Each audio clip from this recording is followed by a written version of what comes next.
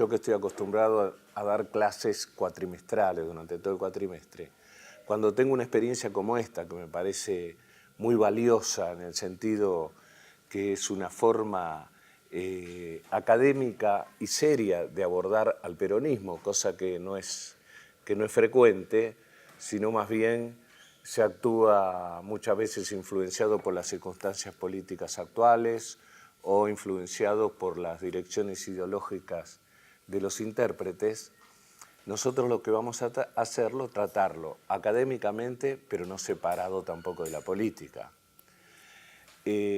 Por un lado es un hecho curioso que un presidente de la República presida un congreso internacional llamado Congreso Nacional de Filosofía, pero en realidad fue un congreso internacional de filosofía de 1949. Fue pensado hacerlo en el año 48, pero fue realizado por todas las cosas inherentes a la organización de estas cosas en el año 1949. Se pensó primero en ser un congreso nacional, pero el congreso se fue internacionalizando porque vinieron representantes prácticamente del mundo filosófico conocido de la época y algunos de ellos muy importantes. Acá vamos a decir los nombres de aquellos que registré así sumariamente. Pero el texto de la comunidad organizada, que es el que tienen ustedes, fue una conferencia que Perón hizo especialmente para presentarla en el Congreso. Es un hecho también inédito. Lo interesante, o por lo menos lo que me despertó curiosidad en mí hace unos años, y creo que ocurre con cualquiera que esté involucrado en política o le interese la política en general o la teoría política, es cuál fue la intencionalidad. ¿Por qué se creyó necesario hacer un congreso de filosofía? Eran los años inmediatos posteriores a la Segunda Guerra Mundial. Una guerra entre las más, podríamos decir, cruentas de toda la historia, ¿no? Había alternativas diferentes en cuanto a la posibilidad de existencia, sobrevivencia y, por otro lado, nuevas posibilidades en el sentido político y en el sentido de la política internacional. Argentina reconocido ya también en esa época como un país nuevo, que no había tenido hasta el momento un congreso de esa magnitud. Había tenido presidentes con mayor o menor grado de cultura, algunos muy dedicados a las letras, a la filosofía, al estudio propio. Ya existía la Facultad de Filosofía y Letras con unos cuantos años, tenía profesores acreditados y conocidos, pero nunca se había dado la importancia que le otorgó ese congreso a la filosofía. Entonces, una de las preguntas que podemos hacernos inicialmente es ¿cuál fue el sentido, cuál fue la necesidad que Perón vio en la organización de ese congreso? Y entendiendo que era un político, ¿qué sentido político tenía la organización de un congreso de filosofía? ¿Alguno tiene la respuesta? La dialogamos, ¿no? Bueno, pero lo que me parece y de algún modo es una interpretación, es que él consideraba que los grandes movimientos políticos de la historia han tenido como base a la filosofía. Un gran movimiento político tiene de algún modo, con el pensamiento de él en su época, base en la filosofía. Perón, acuérdense que nació a fines del siglo XIX, podemos decir que era un político y representante de la modernidad, en el sentido de la modernidad que se estaba realizando, que vamos a dar precisiones, y tenía formación militar, tenía formación, no sé si tiene mucho que ver, pero tenía también formación física, formación deportiva, interés por la cultura clásica, y era una persona formada en todas esas áreas. Pero dentro de todas las inquietudes e intereses que podemos tener en este sentido, está la de pensar primariamente, como venimos diciendo, en cuál fue la idea. El Congreso de Filosofía del 49 fue organizado por la Universidad de Mendoza. A lo mejor fue propuesta del rector de la Universidad de Mendoza.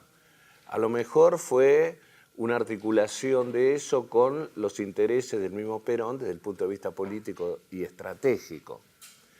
Pero lo cierto es que en alguna oportunidad dijo que no podía entender que un movimiento político no tenga una base filosófica. En ese caso pensó tanto en el marxismo como pensó en el liberalismo.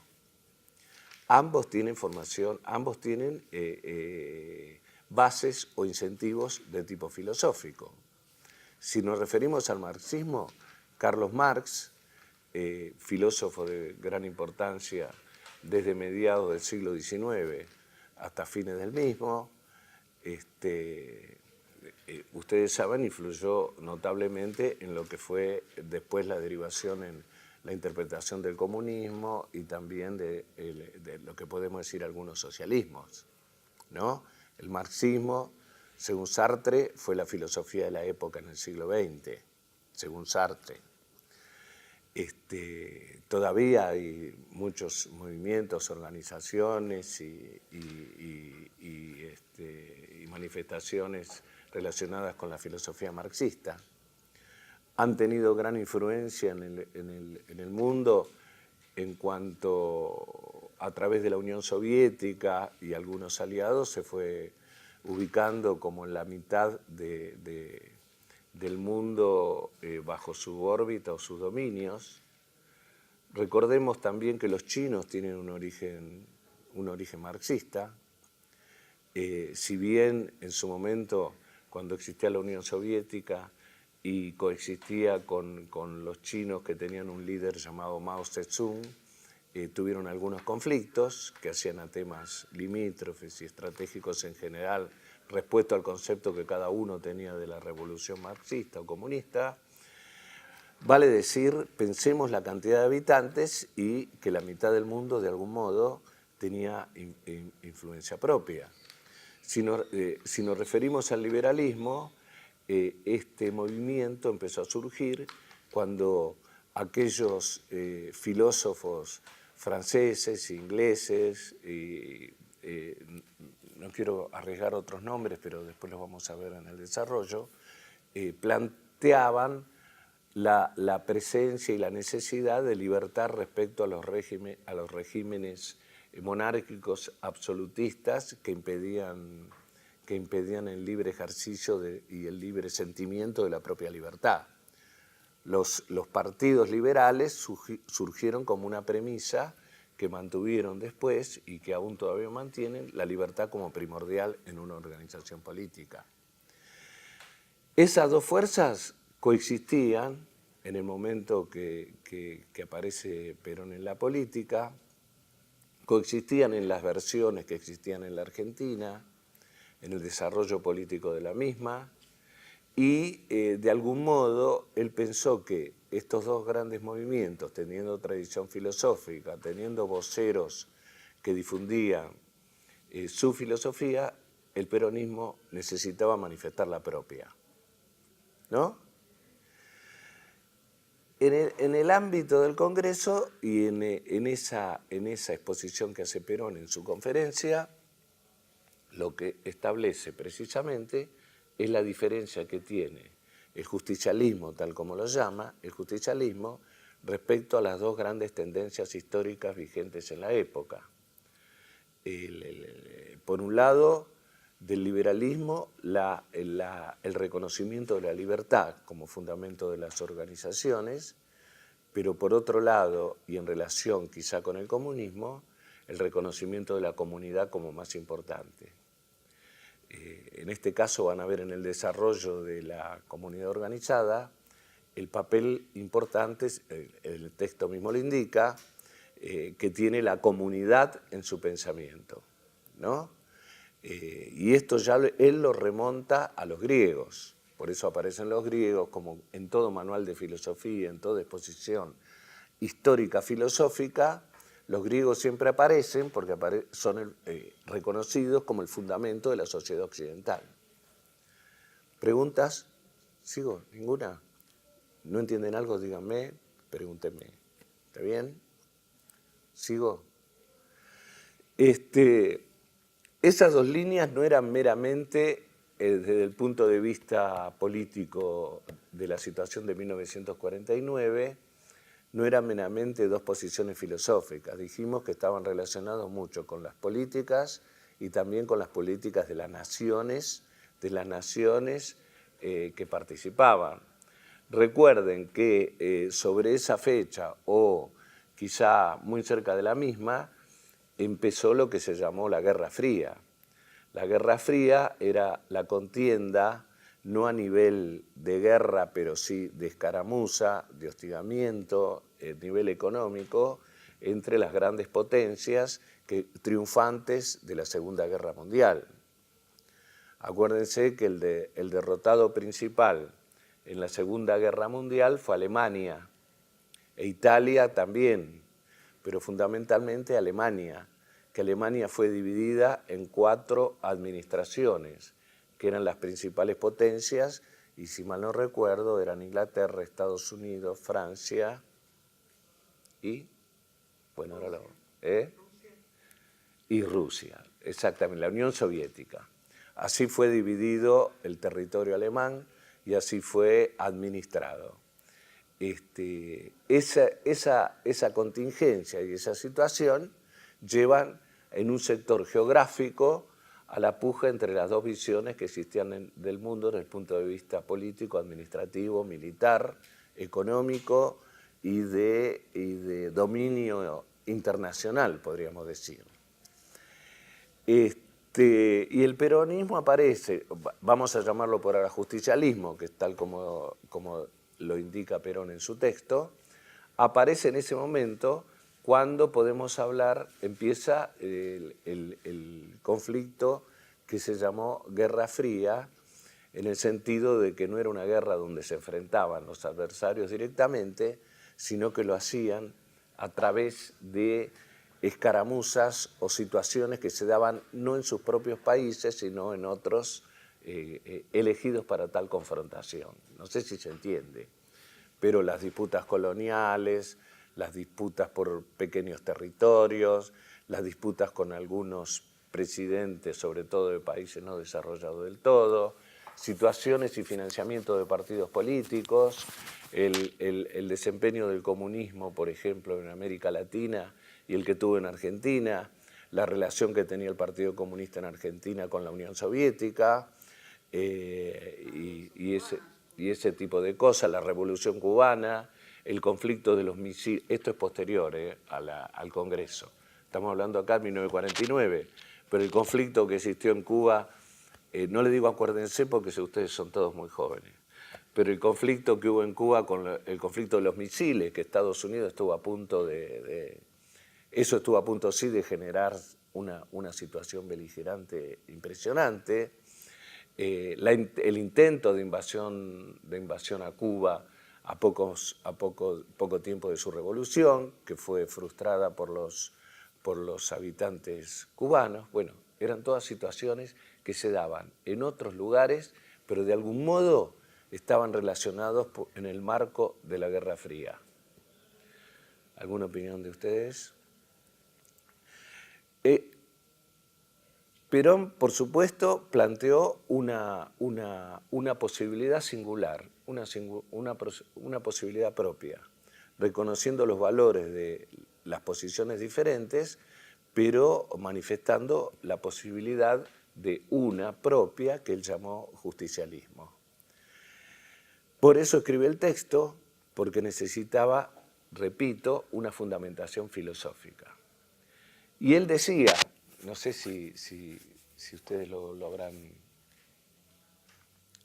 Él decía que tenían como textos teóricos básicos el justicialismo 3, la comunidad organizada, la doctrina peronista y conducción política, refiriéndose de esta forma a lo superestructural desde el punto de vista teórico como la filosofía, a lo doctrinario que son normas máximas, frases, ideas en torno a las bases prácticas de lo que él entendía como movimiento, y la conducción política, la acción directa con los grupos, la comunidad y los dirigentes.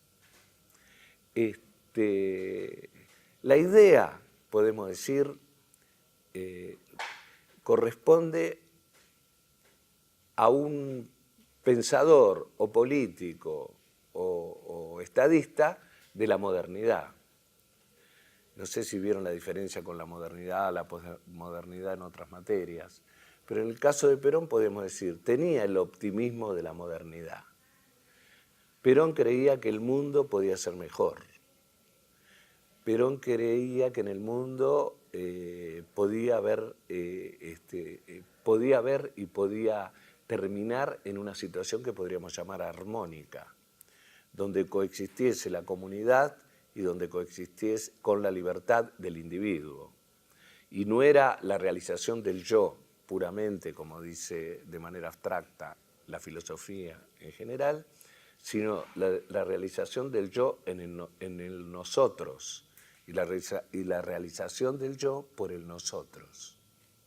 Bueno, esto podría llevar un tema quizá un poco más abstracto, pero el desarrollo de la persona, el desarrollo individual, no es un desarrollo abstracto. Cuando digo abstracto quiero decir separado, ¿no? No es el desarrollo abstracto de la sociedad y de la comunidad en la cual vive. El desarrollo de la persona está íntimamente ligado a la comunidad en la cual vive, a sus costumbres, a sus usos, a sus tácticas, artilugios y formas de crecimiento y de sobrevivencia, e íntimamente relacionado con el mundo familiar, íntimamente relacionado con el trabajo, íntimamente relacionado con su posible trabajo, con el trabajo de los padres, con todos los datos que hacen que uno se conforme como uno y como yo.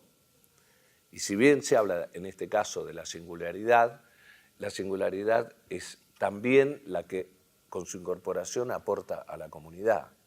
En este caso, la relación con la comunidad, en el caso que manifiesta en el justicialismo, es intensa y es directa, y es lo que pretende, ¿no? La crítica al liberalismo es el entender la libertad de manera separada de la comunidad, ¿no? Entender puramente el valor de la subjetividad o la singularidad sin relación con los otros.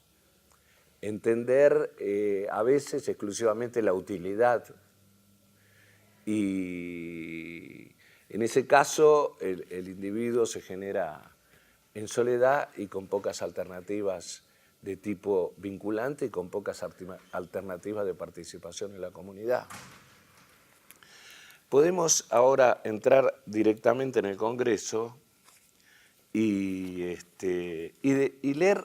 Yo les voy a leer algunos, ¿no?, de los que de algún modo participaron en el Congreso y que son notables filósofos o considerados históricamente como importantes de la filosofía. Les voy a nombrar algunos, para que los tengan, son unos cuantos, pero bueno. Nicola Baniano, que es el creador de un diccionario de filosofía y tenía una orientación existencialista, podríamos decir italiano. Émile Breillet, historiador francés de la filosofía, cuyos libros son un clásico para la historia de la filosofía. Benedetto Croce, filósofo italiano importante del siglo XX. Galvano de la Volpe, yo lo conozco por haber hecho varios trabajos sobre Hegel. Hans Georg Gadamer, discípulo directo de Martin Heidegger. Martin Heidegger es uno de los filósofos reconocido como uno de los más importantes del siglo XX, que mandó una nota al Congreso explicando que directamente al presidente, en este caso al del Congreso, explicándole que no podía venir por las situaciones que usted conoce. Algunas situaciones de las que se conocen de él es que como Alemania, el sector donde vivía, había sido dividido en 4, por un lado tuvo la suerte de que la administración de donde él estaba le tocó a Francia. Y en Francia lo reconocían porque hubo muchos discípulos de Heidegger franceses que lo valoraban por sus conocimientos, y lo que hicieron apenas terminó la guerra es preguntarse qué pasó con Heidegger. Y de esa manera, de algún modo, si bien fue expulsado de la universidad, retomó sus contactos y sus seminarios realizados también en otros países. Les puedo seguir dando algún dato más de Heidegger si quieren. ¿Ninguno de ustedes estudia filosofía? ¿Fue expulsado de la universidad por ser nazi? Exactamente. En el año 33 creo que fue rector de la universidad y fue afiliado al partido nazi toda su vida. Pero lo más importante de él fue que en el año 1927 escribió un libro que se llama Ser y Tiempo, que fue un libro que dio la base a toda una corriente que después se llamó existencialismo, y en donde hay varios exponentes, entre ellos quizás más conocido por ser un escritor muy prolífico, es Jean-Paul Sartre, filósofo francés, que él mismo llamó a su doctrina existencialismo.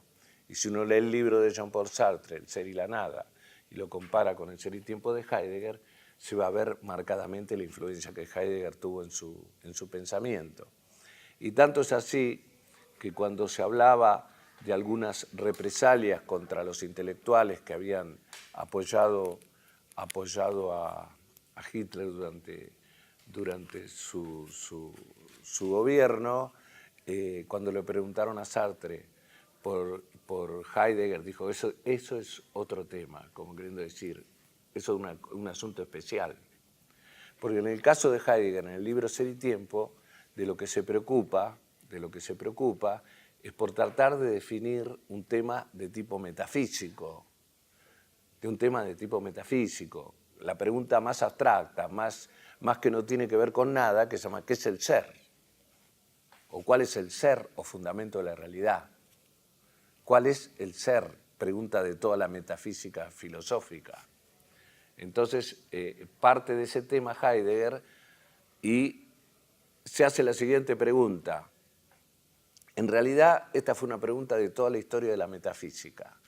Y nos pasamos colocándolo como en un absoluto, colocándolo en un lugar, llamándolo Dios, al cero fundamento llamándolo Dios, poniéndole diversos nombres, pero siempre colocando en un espacio separado al hombre, que lo cosifica. Por favor, párenme si quieren, Entro en la etapa que me gusta. Pero quiere decir, cosificando el concepto ser en un objeto superior, que puede ser Dios, en un ente supremo, como lo llamó Aristóteles, el motor inmóvil de toda la realidad, ¿no? ¿Cuál es el cero fundamento de la realidad para Aristóteles? Es un motor inmóvil. ¿Por qué? Porque no puede ser movido por otro, porque si no tendría un antecedente. Y tenemos que empezar toda la serie de la realidad desde un lugar. Todo tiene una causa para Aristóteles, todo tiene una causa. Para los científicos también, ¿no? Todo tiene una causa. Aristóteles dice, todo lo que existe en la realidad tiene una causa. Si yo hago así, esto se mueve. Si uno me empuja, yo me puedo caer. Si yo golpeo a uno, bueno, se cae más fácil, a veces. También, pero quiero decir, todo tiene una causa. ¿Cuál es la primera causa de todas? Y desde el punto de vista religioso, alguno diría Dios. Y desde el punto de vista de Aristóteles, pongámosle 400 años antes de Cristo, él busca quizá una causa física. Y dice, esa causa tiene que ser algo que empiece a mover la realidad y que la realidad se vaya moviendo, pero no puede tener un antecedente previo, no puede ser movida por otra cosa. Por eso la llamó el primer motor inmóvil, ¿no? El fundamento de la realidad, lo llamó primer motor inmóvil. Bueno, esto lo digo que parece que no tiene nada que ver con el texto, ustedes van a ver que también tiene que ver. Definido de esta forma el primer motor inmóvil, ustedes van a ver que con el tiempo es fácil de parte de la teología, ¿no? Estudio, teos, Dios, teología, estudio de Dios, de la teología, adaptarlo y considerar que ese primer motor inmóvil aristotélico era Dios, ¿no? Que a su vez era perfecto, omnipresente, quiere decir presente en todos lados, sin ningún tipo de mácula o ningún tipo de defecto, era eterno, y guardaba ciertas características que podríamos decir humanas, pero en el nivel superior. Pero eso fue una adaptación. Aristóteles no decía características humanas. A lo mejor fue mucho la influencia de la filosofía romana en esa decisión, otorgar características humanas. Aunque el Dios cristiano no tiene mucho que ver con los dioses de los griegos y los romanos, que eran politeístas. Los dioses de los griegos y los romanos eran dioses que tenían lo mismo que los hombres, pero en grado excesivo. Las pasiones eran mucho más fuertes, la violencia también, las facultades de ayudar o perjudicar también. Eran dioses que luchaban, que tenían hijos. En cambio, el Dios cristiano pasó a ser más abstracto, perfecto en todas sus manifestaciones y bondadoso para todos. Por eso se lo llama Padre, ¿no? Después hay varias interpretaciones de eso. Pero la pregunta que se hace Heidegger, toda la historia de la filosofía se pasó preguntándose ese tema. Entonces dice, en lugar de preguntarnos por ese cero fundamento de la realidad, ¿por qué no nos preguntamos por el ser que se hace la pregunta por el ser? ¿Por qué no nos preguntamos por este que está delante nuestro, que es el que se hace esa pregunta? Porque lo tenemos acá delante. Entonces, ¿qué podemos hacer? El hombre. ¿Y cómo podemos hacer? Bueno, en lugar de decir cosas que no sabemos si sí o si no, o si existen o no existen, describámoslo en lo que es. Y el libro El ser y tiempo se trata de una descripción del ser que se pregunta por el ser, que ese es el hombre. Y de ahí surge el existencialismo, porque en filosofía se establece una línea de tipo filosófica, que es la que trabajó en el mundo, quizá entre las dos guerras, entre las pensemos Primera Guerra Mundial, Segunda Guerra Mundial, Heidegger 1927, que se planteó entre las dos guerras, ¿no? Y que tuvo mucha importancia en Europa y que por eso, digamos, fue reconocido Heidegger y no por sus antecedentes o pasado de afiliado al nazismo, sobre el cual hay muchas interpretaciones, pero quizá no corresponde a esto que estamos hablando de Perón y la comunidad organizada. En el texto La comunidad organizada aparece muchas veces citado el existencialismo. Aparece también muchas veces citado los movimientos que dieron origen al liberalismo, aparecen citados también el marxismo, y de ahí es donde el justicialismo pretende definir en relación con ellos, y a diferencia de ellos en muchos casos, pretende definir la identidad del justicialismo desde el punto de vista filosófico. Bueno, le estaba diciendo a algunos filósofos que vinieron, y todo esto empezó por Gadamer, que también es un escritor importante, discípulo de Heidegger. Estuvo también Nikolai Hartmann, participó, Jean Hippolyte, que fue un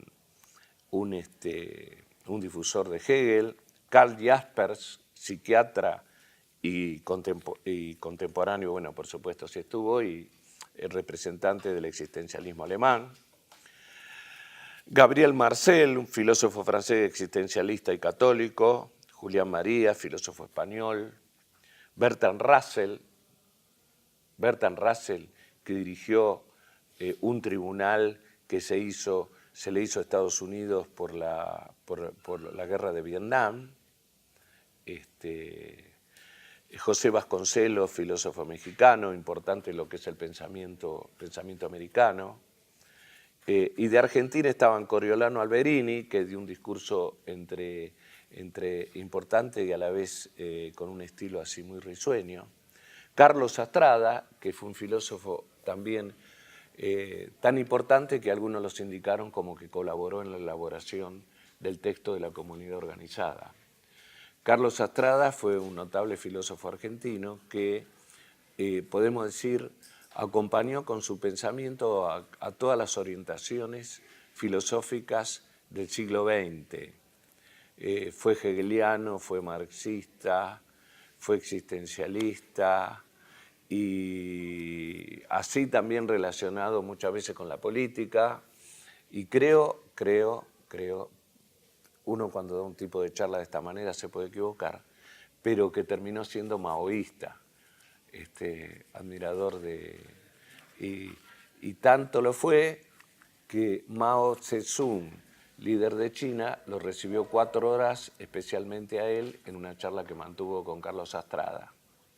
A su vez fue discípulo de Heidegger y uno de los pocos filósofos argentinos que Heidegger reconoció como haber participado en algunos cursos con él, ¿no? Acá hubo un profesor que se llamó Maliandi en la universidad, que falleció, que en algunos momentos ir a ver a Heidegger a Alemania era como ir, bueno, a los que son deportistas, futbolistas, ir a ver a Messi al Estadio de Barcelona o ir a ver, no sé, a Ginóbili jugar donde jugaba. Estudiaba filosofía o era filósofo formado, entonces, bueno, si iba a Europa quería ver a Heidegger. Y ahí mismo él contó que le mandó saludos a Carlos Astrada y agradecimiento a Carlos Astrada de Argentina. Cosas entre filósofos. Así como existen los cholulos de unas cosas, también existen en filosofía. Hernán Benítez, que fue sacerdote confesor de Evita, también participó y que era profesor en la Universidad de Buenos Aires de Filosofía. Algunos indican que Astrada y Benítez colaboraron en la elaboración del texto de la comunidad organizada. Posiblemente hay también otros datos. Rodolfo Mondolfo, un filósofo, Rodolfo Mondolfo, todo con O, participó, filósofo italiano que vino a radicarse a la Argentina, le obligó a emigrar el fascismo y desarrolló en la Argentina, escribió una historia de la filosofía muy buena y una interpretación también de Marx de tipo más, digamos, humanística y socialista, ¿no? Después podemos, a los que les interesa, después lo podemos conversar. Y también Eugenio Pucciarelli, reconocido profesor de la Universidad de La Plata, Ismail Quiles, sacerdote, estudioso de la fenomenología, de las orientaciones orientales en filosofía, muy dedicado a los temas de Oriente, y bueno, otros profesores de la Universidad de Buenos Aires. Como vemos, eran personas representativas y hay referencias a algunas palabras de Gadamer al principio, pero podríamos ir directamente al texto de comunidad organizada, advirtiéndoles antes que me olvide otras influencias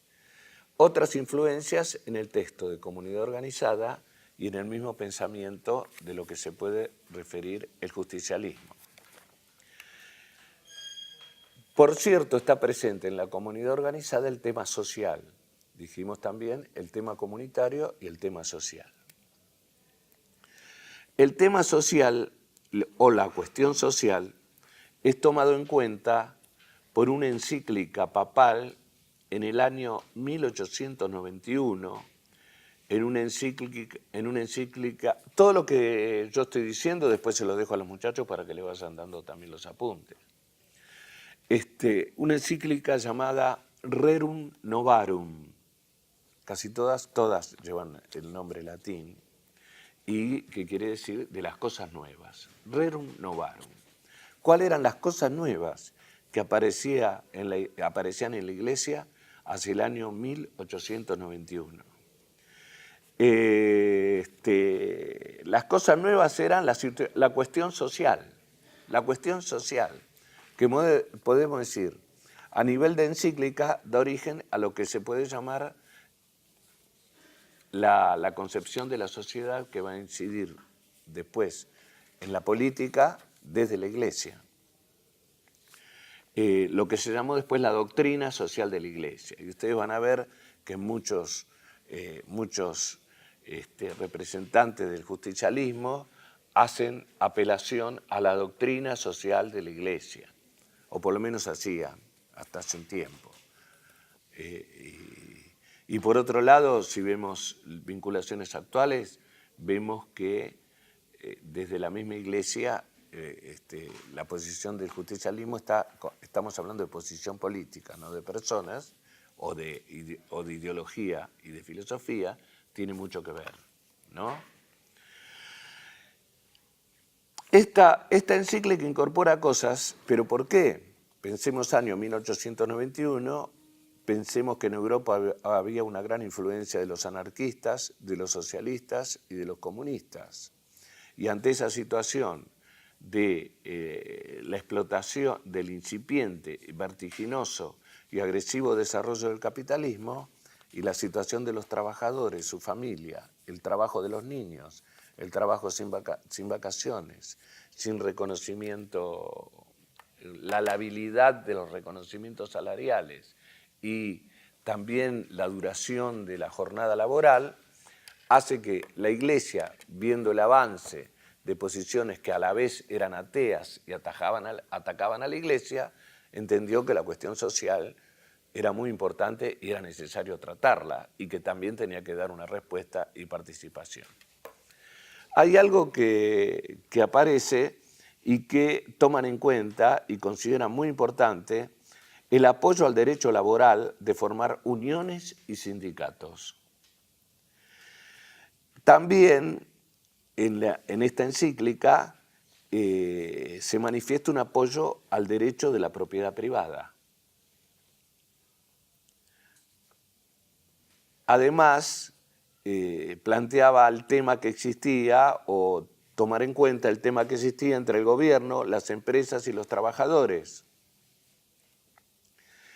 Y todos estos problemas planteados por la revolución industrial y la creciente descristianización de las masas trabajadoras, la menor participación de los trabajadores en la Iglesia, ¿no? Eso ya empezaron a notar y tuvieron que hacer algo, y fundamentalmente el reconocimiento de los sindicatos y la participación en la vida social, pero guardando y preservando el derecho de la propiedad privada. 40 años después, y por eso esta encíclica se llama 40º anno, quiere decir en el 40º aniversario de la primera, que era Rerum Novarum, 40 años después. Esta encíclica del año 1931 trata sobre algunos temas y la doctrina social de la Iglesia al conmemorarse 40 años de la Rerum Novarum, dirigida a obispos, sacerdotes y a fieles. Aborda el tema de la propiedad privada, recordando que si bien la propiedad, la aceptación, el reconocimiento de la propiedad existe, no hay que negarle el carácter social del derecho a la propiedad. y el peligro de rechazar este derecho y caer en el colectivismo. Ofrece una renovada condena al comunismo, porque el comunismo, acordémonos, en la Revolución Rusa ocurrió en el año 1917, y ya en esta encíclica del 31 hay una referencia al comunismo de la Unión Soviética y una crítica al mismo. Y bueno, de la articulación entre la libertad de mercado y el sentido social de la propiedad. Podemos decir que de algún modo lo que se va conformando como la doctrina social de la Iglesia, en lo que es la interpretación de la comunidad organizada, no hay demasiada disonancia, sino más bien hay una interpretación social, una interpretación teórica y una importante fundamentación en relación con la denominada filosofía de la comunidad organizada. Hemos nombrado algunos participantes, hemos hablado del Congreso de Filosofía del 49, podemos empezar, si quieren ustedes, con los temas directamente de la comunidad organizada.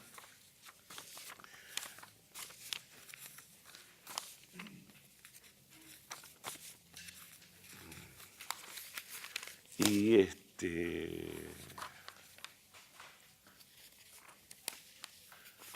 con los temas, repito, de la comunidad organizada y con la presentación directa que hace Perón del mismo, que me parece interesante. El Congreso de Filosofía del 49 fue editado, fueron editadas las actas del Congreso de Filosofía de 1949 en 3 tomos. Aquí están todas las ponencias, todas las intervenciones que se hicieron en el Congreso de Filosofía. Creo que la biblioteca posiblemente tenga un ejemplar, y si a alguno les interesa, bueno, trataríamos de que tenga posibilidad ustedes de ver algo. En este texto es donde figura la comunidad organizada que dijo el presidente, en ese momento, el presidente Perón.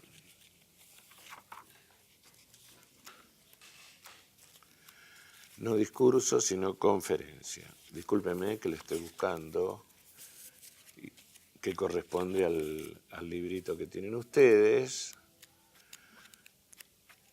Instalado en las actas como conferencia, porque no fue en una comisión, sino fue hecha en la clausura, entiendo yo, por el presidente Perón.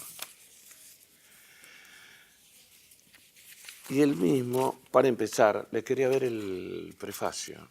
Dice: señores miembros extranjeros, antes de empezar el texto de la comunidad organizada, ¿no?, del primer Congreso Nacional de Filosofía, deseo, señores, que al pisar esta tierra os hayáis sentido un poco argentinos, y con ello nos habréis hecho un gran honor y brindando una inmensa satisfacción. Para el corazón argentino, en nuestra tierra, nadie es extranjero, si viene animado el deseo de sentirse hermano nuestro. Ese corazón y esa hermandad que os ofrecemos como más sincero y como más precioso. Que os sintáis en vuestra casa será nuestro orgullo. En ella nadie os preguntará quién sois.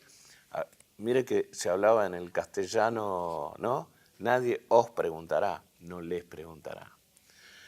Que os ofrecerá con el pan y la sal de la amistad. Esta heredad de nuestros mayores que queremos honrar como la honraron ellos.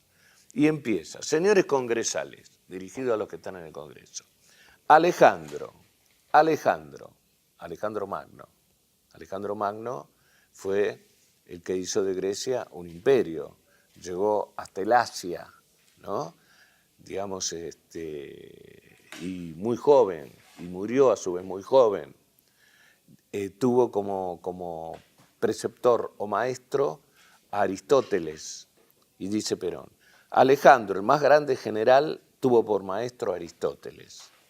Siempre he pensado entonces que mi oficio tenía algo que ver con la filosofía. El destino me ha convertido en hombre público. En este nuevo oficio agradezco cuánto nos ha sido posible incursionar en el campo de la filosofía.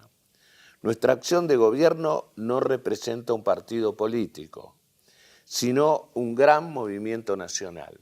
Definición que hace Perón, que después se mantiene como una constante en la orientación política del justicialismo-peronismo, ¿no?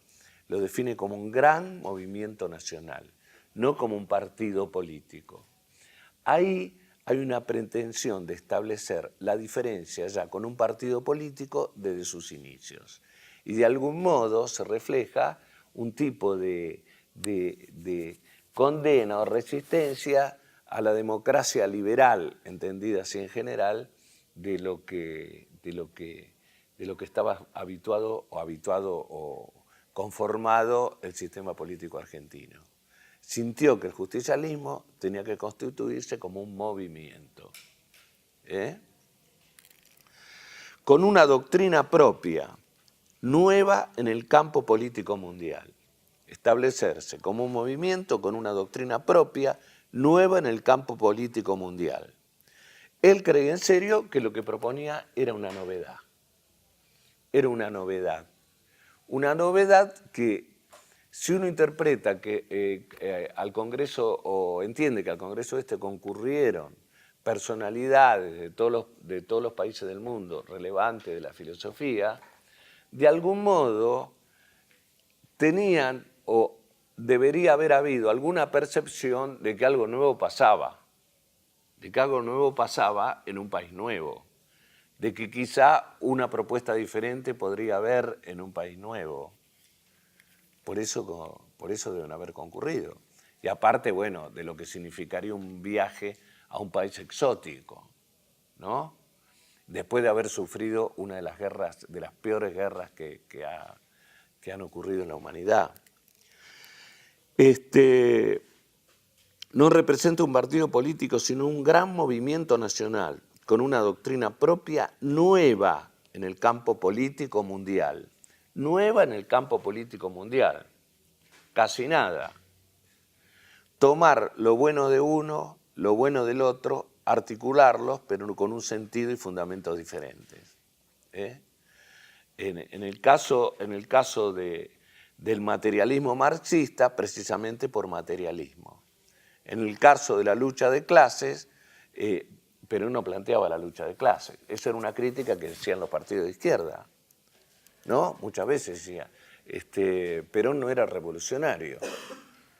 Perón, si bien pensaba o cambiar lo que llamaba él la totalidad e imponer una novedad, la novedad que imponía no era precisamente beligerante ni destructiva, sino era una nueva construcción.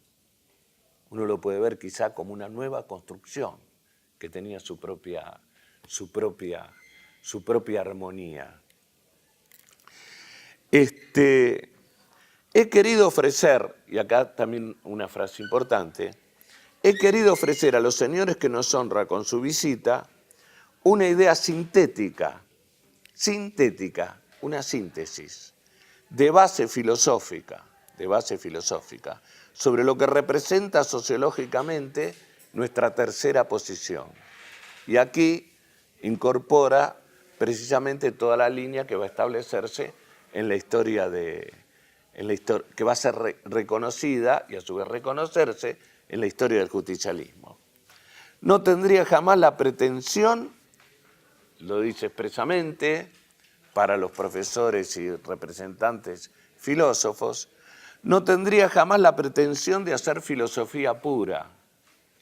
¿Qué puede entender uno por filosofía pura? Y bueno, tomar estrictamente el tema del ser, el tema de la lógica, que tiene todas sus diferentes versiones, sus vericuetos técnicos y especializaciones, el tema de la ética en abstracto, el tema de la trascendencia del hombre o no, el tema de etcétera, etcétera, que por un lado son temas que pueden parecer abstractos, pero también importantes, que por otro lado pueden ser exclusivamente teóricos. Y él, en la posición que manifiesta, no pretende una filosofía pura, sino podríamos pensar una filosofía ligada a la acción. a la posibilidad de realización, a la posibilidad de una articulación nueva con los problemas de las comunidades. No tendría jamás la pretensión de hacer filosofía pura frente a los maestros del mundo en tal disciplina científica. Bueno, ahí podríamos decir, bueno, la diferencia entre filosofía y ciencia no está bien establecida, pero él habrá querido decir acá la precisión que guardan todos los análisis de tipo filosófico. Pero cuanto he de afirmar se encuentra en la República en plena realización. Quiere decir, lo que yo afirmo en la comunidad organizada es lo que ya se está haciendo en el país. No es algo que pertenece al mundo de las ideas perfectas, como el universo platónico, donde están las ideas perfectas, y el mundo es una mera copia de las ideas perfectas. Lo que se produce en ese texto es lo que ya se está haciendo, dice. La dificultad del hombre de estado responsable consiste, importante para recordarlo permanentemente, consiste casualmente en que está obligado a realizar cuanto afirma. Obligado a realizar cuanto afirma.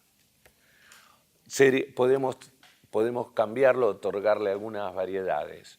Obligado a hacer lo que prometió, ¿no? Esa es una frase platónica, de Platón. Platón dice que uno de los problemas de la democracia, dice Platón, cerca de 400 años antes de Cristo, Platón dice, uno de los problemas de la democracia en su fase negativa es la demagogia. Y la demagogia consiste en que con el afán de obtener la adhesión y votos para ser gobernantes, digan que van a hacer una cosa y terminen haciendo otra, ¿no? Por un lado es actual y por otro lado casi una constante, ¿no? No es solamente actual. Y además de ahí se desprenden muchas frases famosas de Perón, como mejor que prometer es hacer y esas cosas, o en lo que decías primero, que no hay, para un peronista no hay nada mejor que otro peronista, en el concepto de comunidad. No, pero acá nos dice, no. La pretensión de este texto es casi universal y no es partidario. Este no es un texto partidario. Puede ser que eso se manifieste después en la práctica política. No, pero este texto trata de ser no partidario, pero sí ligado a una concepción del movimiento justicialista. No sé cómo explicarlo esto, pero acá no hace referencia a partidos, ¿no? No digo eso, lo que digo es que seguramente esto le habrá dado ideas. Ah, sí. Y porque yo creo que para él era muy importante todas las organizaciones intermedias, la adhesión del partido a las ideas del mismo, el compromiso de los miembros con su organización. Todo eso le dio un cierto de perfil a justicialismo y que en muchos casos y de acuerdo a todas las cosas que pasaron, es algo que lo mantiene. Ay, ¿qué pasa? ¿No? ¿Y qué pasa? ¿Cómo es?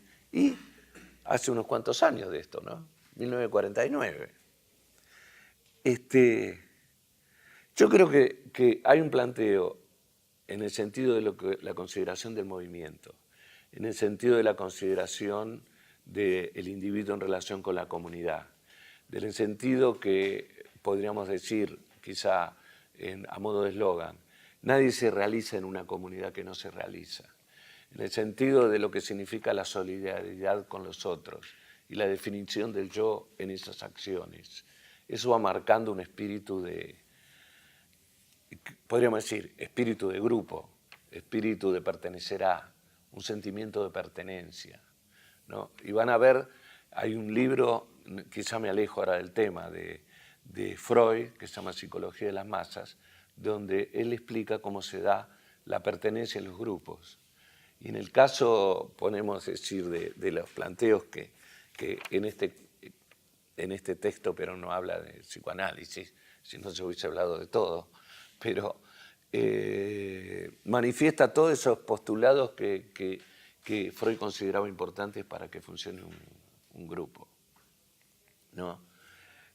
Los signos, los himnos, la liturgia, el reconocimiento del líder, la realización junto con los otros, la defensa de los otros. Es un movimiento que se generó con mucha empatía social. Y aparte tiene otra cosa, memoria, ¿no? Memoria de lo que fue. La memoria de lo que fue lo sostiene hoy. La memoria de lo que fue. Y la generación de los que vivieron los principales y primeros beneficios del justicialismo. La transmisión oral, la transmisión de la costumbre familiar, el reconocimiento del padre, de la madre, de la abuela. No sé, puedo decir un montón de cosas de eso. Por algo se mantiene. No, esto en este caso diríamos, es mi opinión, no es filosofía, es mi opinión, ¿no? Pero es un movimiento singular. Aquellos que hasta ahora que quisieron que desaparezca como tal, como una especie de enfermedad o maldición de la Argentina, les cuesta.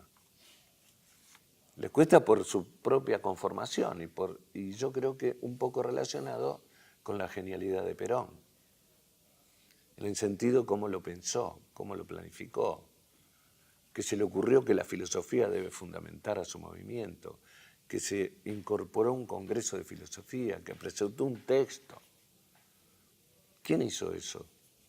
Uno puede decir, ¿qué cantidad de cosas gratuitas que no le dieron rédito, que no da rédito un congreso de filosofía? ¿No? A muchos que los critican a los congresos de filosofía, y él consideró que era muy importante.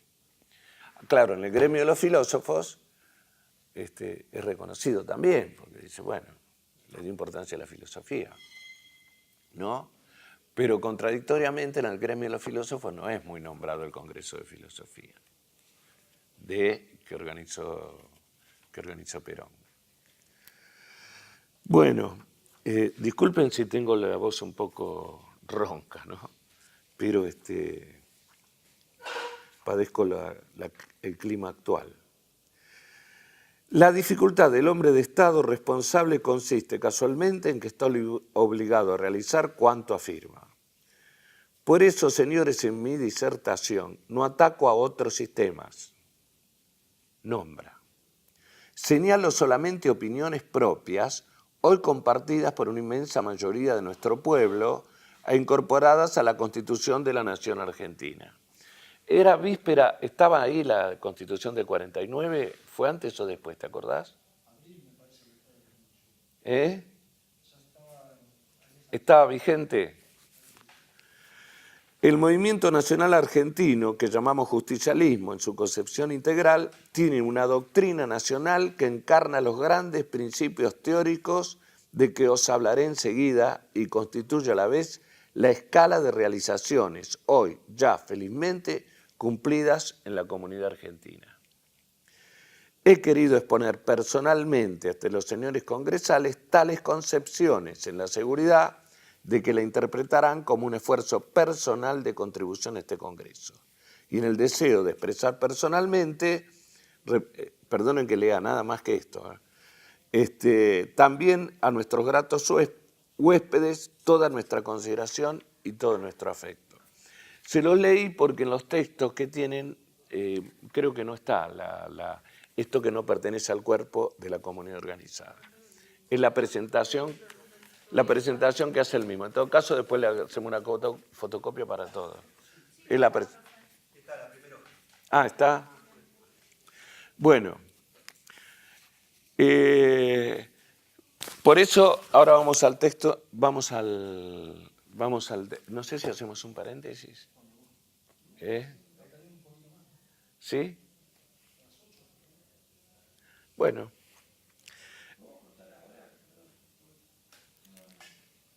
Sí. Podemos cortar ahora. Habíamos dicho presentación de Perón, bienvenida a los congresales, relación con Alejandro Magno en el sentido de que a él lo educó Aristóteles, aclara que no pretende hacer filosofía pura y no ataca, importante la parte donde dice, no ataco sistemas, señalo opiniones propias. Reduce su pensamiento a también una opinión. No está diciendo de que él hablaba en una relación con la verdad directa, sino que está opinando también en relación de esos temas. La primera parte van a ver ustedes que dice el hombre y la sociedad. Y ahí señala, y si bien este es un texto filosófico, entendido en ese caso, señala cuestiones que desde el punto de vista político es raro que teóricamente se diga lo primero en este texto, lo siguiente. Lo que plantea acá Perón es que la crisis profunda que existe en ese momento es la de los valores, crisis de valores. Estamos hablando después en lo inmediato de la Segunda Guerra Mundial, en la inmediatez de la Segunda Guerra Mundial. Crisis de valores. ¿Qué se entiende por valores? Los valores, ¿no? Muchas veces nosotros escuchamos decir, lo que pasa es que a este le faltan valores, o no está confundido con sus valores, o no tienen valores. Hay toda una línea ahora de educación en valores, como que ven que los alumnos en ese sentido no responden de algún modo a los valores tal como era antes. ¿Qué son los valores? Los valores me respondo, pueden ser vistos como reconocidos y repitiendo quizás como algo que vale, que es valioso para uno, lo que es valioso para uno. Crisis de valores, crisis de situaciones o de estructuras o de actitudes o de relaciones que uno valore. ¿Cuál es esa escala? Cuando hay crisis no se puede decir cuál es la escala, porque puede ser variada. Y cuando es crisis de valor individual es una cosa y cuando es crisis de valor comunitario es otra. Comunidades desorientadas, sin normas, sin posibilidades de resolución, manifiestan en realidad esas situaciones de crisis de valores. Pero nosotros reconocemos algunos, sabemos algunos cuáles son. Podemos hablar de los valores humanos. ¿Cuáles son los valores humanos? ¿Hay algunos que ustedes consideren importantes?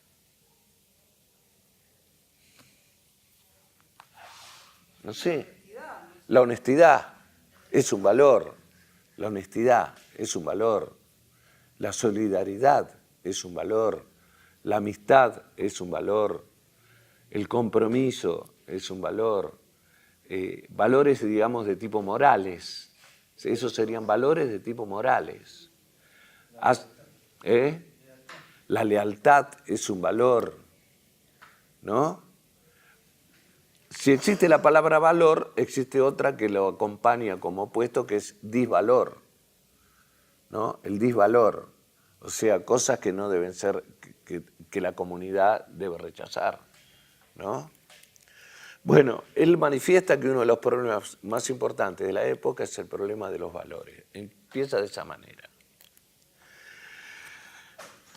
No dijo otras cosas, ¿eh? Es importante porque habla del tema del aspecto moral. Habla del aspecto moral, en realidad. En la segundo, estoy repasando los temas. El hombre puede desafiar, los importantes son los títulos porque van definiendo cuál es el tema. El hombre puede desafiar cualquier mudanza si se halla armado de una sólida verdad. Desafiar cualquier mudanza si se haya armado de una sólida verdad. Hablar de una sólida verdad es hablar de empecinamiento, de tener una verdad y no permito otras, de... no sé si entiende lo que quiero decir. No, si estás convencido de algo. De tener convencimiento de aquello que se eligió, y eso es capaz de hacer emprender a la persona misiones que en otro caso no haría, ¿no? El tercer tema dice, ya entrando casi en lo que es la historia de la filosofía y en la historia de la cultura y en la historia de las variaciones de tipo administrativo y gobierno del mundo, y en vistas a la futura modernidad que lo ha cambiado, dice, si la crisis medieval condujo al Renacimiento, la de hoy, que es la que él llamó crisis de valores, con el hombre más libre y la conciencia más capaz, puede llevar a un renacer más esplendoroso. Repito, si la crisis medieval condujo al Renacimiento, la de hoy, con el hombre más libre y la conciencia más capaz, puede llevar a un renacer más esplendoroso. Después de la Edad Media sobrevino el Renacimiento. El Renacimiento es la revalorización de la cultura clásica. La cultura clásica, podríamos decir, es la cultura griega y la cultura romana. La cultura griega y la cultura romana son los fundamentos de la civilización occidental. El Renacimiento retomó esa actitud originaria y valorizó en el arte, en la política, en las ideas,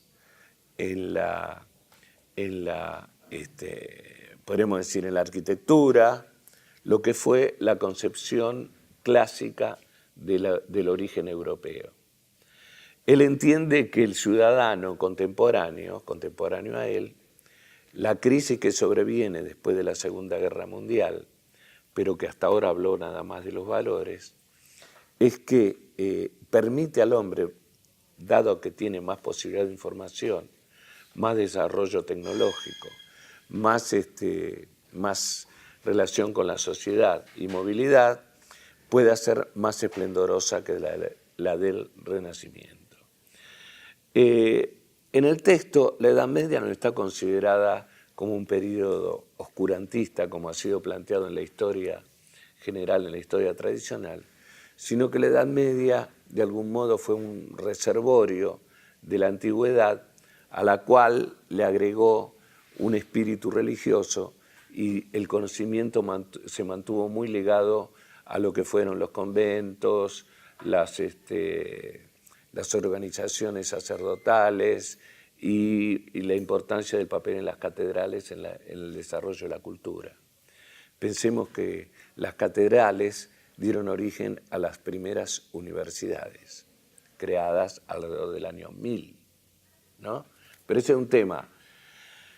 Hubo toda una historiografía tradicional donde hablaba de manera sumamente negativa de la Edad Media, y para el texto creo yo, no hay esa valoración tan negativa, sino hay como una valoración desde la transferencia que permitió la Edad Media y la preservación del conocimiento que se fue desarrollando después en el Renacimiento. ¿Se entiende?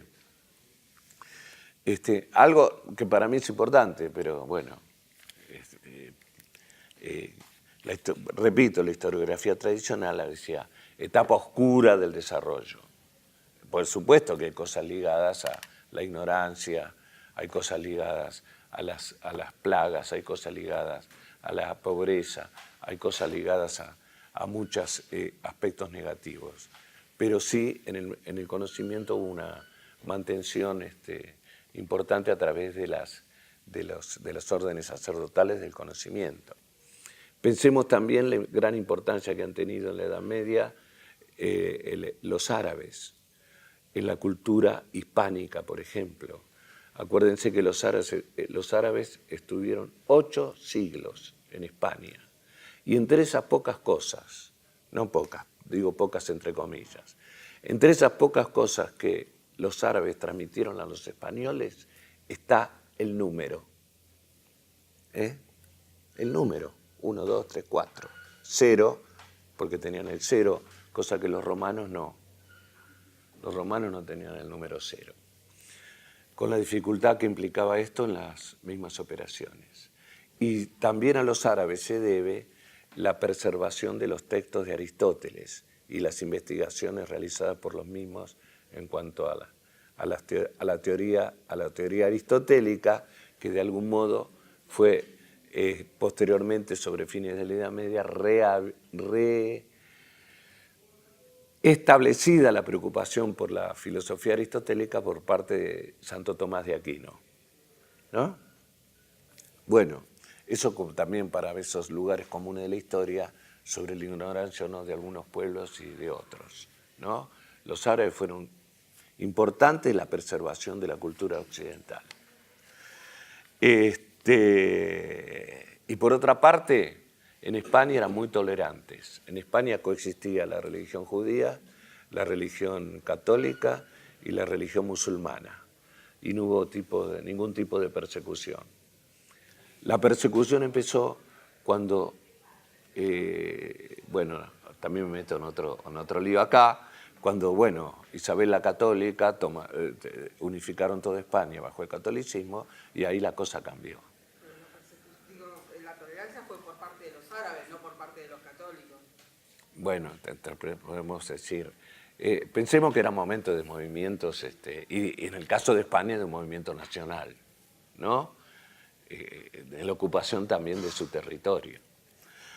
Bueno, preocupación, el punto 4 habla de la preocupación teológica y acá establece como una relación con el origen de la filosofía, como que estuvo enmarcada en un sentimiento y una relación de conocimiento con las primeras causas y los primeros orígenes. Este pensamiento en las primeras causas y en los primeros orígenes es lo que marca quizá una preocupación teológica en sus orígenes. Cuando estamos hablando de los orígenes de la filosofía, estamos hablando de los llamados filósofos presocráticos. Presocráticos, antes que Sócrates. Acuérdense, la filosofía clásica se divide en filósofos presocráticos, podríamos incorporar a los sofistas y podríamos incorporar después a los clásicos, ¿no? Para hacer una cosa muy sumaria.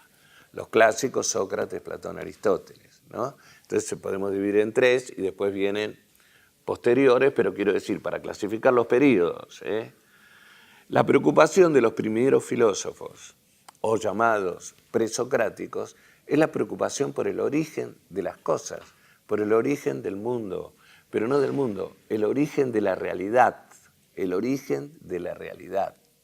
Y ahí establecieron los primeros pasos también, tanto en explicaciones científicas como en explicaciones teológicas.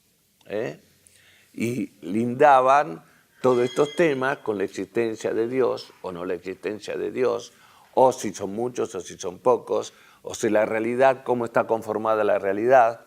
La realidad para Demócrito, por ejemplo, está conformada por la asociación de átomos, que los átomos son siempre los mismos, pero de acuerdo a la asociación que establecen, se van haciendo las diferentes cosas. Una concepción atómica de la realidad ya hace por lo menos 500 años, 600 antes de Cristo.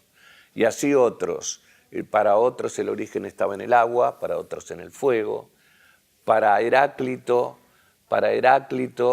el origen de la realidad estaba dado por una lucha constante entre principios contradictorios y que de algún modo, podemos decir, va asociado después al desarrollo de la dialéctica, ¿no? La dialéctica es la lucha de opuestos, la lucha de opuestos.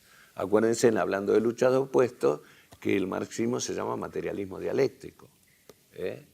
Materialismo dialéctico porque habla de cómo la materia va evolucionando desde el punto de vista dialéctico, de lucha de opuestos. tesis, antítesis, síntesis, y así sucesivamente, manteniendo siempre algo de lo anterior, pero siendo diferente. Esa sistematización la hizo un filósofo muy nombrado en la comunidad organizada, que se llama Hegel, filósofo del siglo XIX, hasta mitad del siglo XIX, alemán, ¿no? La lucha de la realidad para acceder a etapas posteriores. Pero la dialéctica para Hegel estaba inscrita en toda la realidad humana, en las relaciones humanas, en las relaciones materiales. Habla de una dialéctica de la naturaleza, habla de una dialéctica entre los seres humanos y habla de una lógica de esta misma dialéctica. Pero eso específicamente de Hegel. Pero además hay otra cosa. En la estructura de la comunidad organizada, creo yo que participa, a pesar de que en algunas partes se lo critica a Hegel como que endiosa al Estado y pone al hombre como subordinado al Estado, Hegel plantea un sistema de desarrollo histórico de la filosofía, de la historia y del hombre. Podemos decir que de algún modo es una corriente que se llama, cultor de una corriente histórica que se llama historicismo, que todo tiene una causa y la historia participa en la formación de todas esas causas y situaciones posteriores. La estructura de la comunidad organizada es una estructura que implica ir de lo simple a lo cada vez más complejo, de los primeros filósofos llegando hasta la comunidad actual, de los primeros filósofos llegando a la situación política actual. En todo el desarrollo hay una progresión, tiene un sentido progresista en el sentido que progresa, porque dijimos que para Perón la comunidad, la sociedad, la política, el hombre progresó,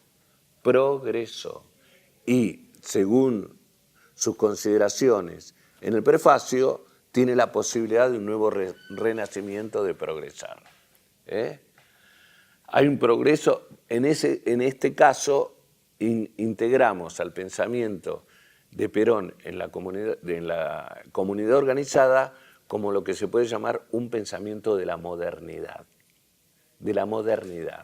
que se basa fundamentalmente el espíritu de la modernidad en la confianza en el progreso. Piensen ustedes que ahora se habla de posmodernidad y que esa característica de la posmodernidad es el pesimismo respecto al futuro y el pesimismo respecto al futuro de la humanidad, ¿no? Los filósofos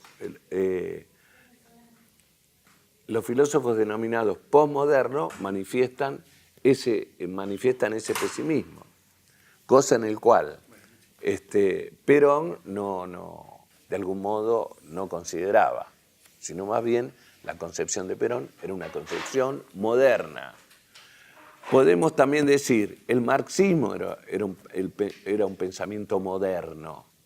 Marx pensaba que otro periodo histórico que reemplazase al vigente y que socializara o permitiese que el Estado desapareciera en beneficio de los trabajadores, para el marxismo era un progreso, no un retroceso, era un progreso, era así un estado de bienestar general, donde la propiedad privada desaparecía y los bienes de todo lo que se obtenían eran para todos, ¿no? El marxismo parece como un radical, podríamos decir, como un radical humanismo, pensando en función de la mejor posibilidad para el hombre, donde la propiedad privada era entendida como algo negativo. Pero repito, para el justicialismo y para lo que entendía Perón como justicialismo, la propiedad privada no podía desaparecer, y además critica a aquellos que creen que el desarrollo de la historia se hace por lucha de clases, ¿no? Esa parte es importante, y esa parte manifiesta esas diferencias de categorías y esas diferencias que a veces confunden, ¿no? Esto para aquellos que les interesan estos temas, ¿no? Estamos hablando. Y las divergencias que existen en su mismo origen entre las diferentes interpretaciones. Porque muchas veces se ha criticado al peronismo como no revolucionario, no clasista. ¿Y no es clasista? ¿Y por qué no es clasista? Porque no es clasista. Porque no cree que sea ese el motivador de los cambios. Ese es el tema. No cree desde el punto de vista teórico. Esa es la discusión. Quinto tema, la formación del espíritu americano y bases de la formación de la ideología universal. Acá uno pensaba, cuando lo ve el tema, dice, uy, empieza a hablar de la diferencia entre el espíritu, empieza a tratar el tema de la diferencia entre el espíritu americano y el universal. Pero lo que hace es hacer una referencia a la libertad, al libre albedrío, a la libertad de la voluntad y la relación de la libertad de la voluntad con la moral. Y esto viene, estos temas vienen de la filosofía de Kant. Kant, filósofo alemán, previo a Hegel, ubicado, ahora no le digo estrictamente la fecha, pero pongámosle mediados de 1700. Tiene una teoría singular acerca del conocimiento. Escribió un texto que se llama Crítica de la razón pura. Ahí trata especialmente el tema del conocimiento. Y la pregunta básica es, ¿hasta dónde puedo conocer? ¿Hasta dónde? Crítica de la razón pura no quiere decir que la critica, quiere decir análisis, evaluación. La pregunta básica de la crítica de la razón pura es ¿hasta dónde puedo conocer? Y él considera que es una de las preguntas básicas de la filosofía. Para Kant, otra pregunta básica de la filosofía es ¿qué puedo hacer? ¿Qué puedo hacer? ¿Qué puedo hacer quiere decir? ¿Qué me está permitido? ¿Qué debo hacer? ¿Cómo lo debo hacer? Ese tema se relaciona con la moral. Y Kant también publicó un texto sobre eso que se llama Crítica de la razón práctica, que da origen como tema de Kant, pero que va ligado a toda la historia de la filosofía, a toda una rama que se llama filosofía práctica. Pero filosofía práctica no quiere decir filosofía para hacer banquitos y actividades prácticas, sino la filosofía en acción directa con los otros, la filosofía en acción, en la práctica de la vida. En la práctica de la vida. Entonces, dividiendo la filosofía, podemos dividir en dos grandes partes. Por un lado está lo que sería la filosofía teórica y por otro lado está la filosofía práctica. La filosofía práctica es la que la relaciona, repito, íntimamente con la moral y responde a la pregunta, ¿qué puedo hacer? Y es muy interesante la resolución que hace Kant en la crítica de la razón práctica. Dice que un acto, en este caso creo yo repitiendo a Aristóteles, pero dice, un acto moral es aquel que debe estar fundado en la libertad y fundado en la libre voluntad. La libre voluntad es la voluntad que no tiene coacción de nadie ni dirección de nadie, sino de uno mismo. Un acto moral está sostenido por mi propia singularidad. ¿Se entiende lo que quiere decir? Un acto moral es aquel que yo realizo sin ningún condicionamiento. Yo no lo realizo porque me dan un premio. Yo no lo realizo porque me ascienden en la policía. Yo no lo realizo porque me reconoce por televisión. Yo lo realizo porque quiero. Está sostenido en mi libre voluntad. No tiene condicionamiento. Ni porque le dan un premio, ni porque lo reconocen, ni por etcétera, etcétera. Sino está realizado por la propia y libre voluntad. Un acto moral, dice Kant, debe ser libre. Debe ser libre. Y debe tener algún tipo de imperativo, porque si el acto moral soy yo el que decido, debo tener algo que me obligue a hacerlo. Y eso lo llama Kant imperativos, algo como una voluntad interior que me impulsa a obedecer. Esa libertad interior que me impulsa a obedecer el imperativo es la decisión en realizar el acto, y hay imperativos que son fundamentales, y él los llama imperativos categóricos. Y uno de ellos es, y dice Kant más o menos así, que la máxima de tu acción sea considerada como una ley universal. Quiere decir que lo que yo hago, así básicamente, que lo que yo hago debo permitir que lo hagan todos. Lo que yo hago debo permitir que lo hagan todos. Es inmoral que algo que yo hago no permitir que lo haga el otro. Si yo lo hago, debo permitir que lo hagan todos. Y el otro el otro imperativo de Kant, importante en este caso y en su filosofía moral, es considerar al otro, considerar que el otro tiene sus fines propios y no que es un medio para mis propios fines, ¿no? Considerar que el otro tiene sus fines propios y no es un medio para mis propios fines. Eso quiere decir, utilizar al otro como un medio para mis propios fines no es moral, es un acto inmoral. Y uno dice, ¿pero cómo? No dice no matarás, no dice no desearás a no sé quién, no dice nada. No es prescriptiva la moral kantiana, no, está basada en la libre voluntad. Pero la articulación de los deseos es lo que va formando una moral en general. Y las prescripciones se van estableciendo precisamente por la relación con los otros. ¿Se entiende lo que digo? Algo que parece absolutamente individual se transforma en social porque los otros también tienen que hacer lo mismo. Se actúa moralmente. Por lo tanto, para Kant, la moral se sostiene por la libre voluntad. Si es obediencia o por temor al castigo, bueno, está bien que lo haga porque teme el castigo. El temor al castigo es un buen inductor de alguna acción buena o corrector de alguna acción mala. Pero la actitud es moral cuando yo lo elijo, no cuando obedezco por temor. Bueno, esto da lugar a muchas discusiones. Todos estos temas que yo le estoy nombrando, hay mucha literatura también de todo esto. Pero acá, en el quinto, no sé si a llamar capítulo a esto, ¿no?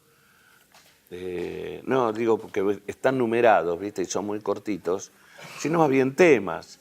En el quinto tema que trata la comunidad organizada, habla de la libre voluntad, del libre albedrío, de la libertad de la misma y los requisitos de la moral.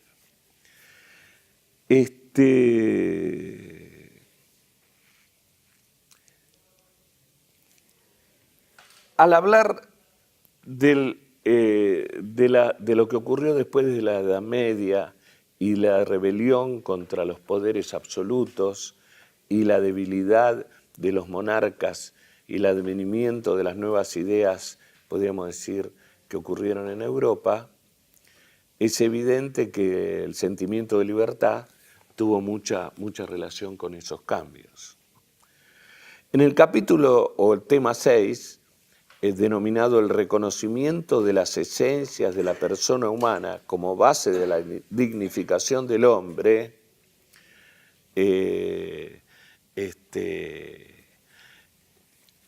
al reconocer las esencias de la condición humana, se plantea un tema también filosófico importante y de diversas posiciones, ¿no?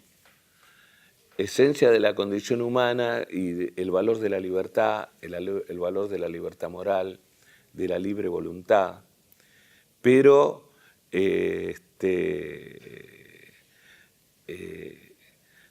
este reconocimiento de las esencias puede llevar también a concepciones de tipo esencialista del hombre que después fueron criticadas también en el siglo XX, ¿no?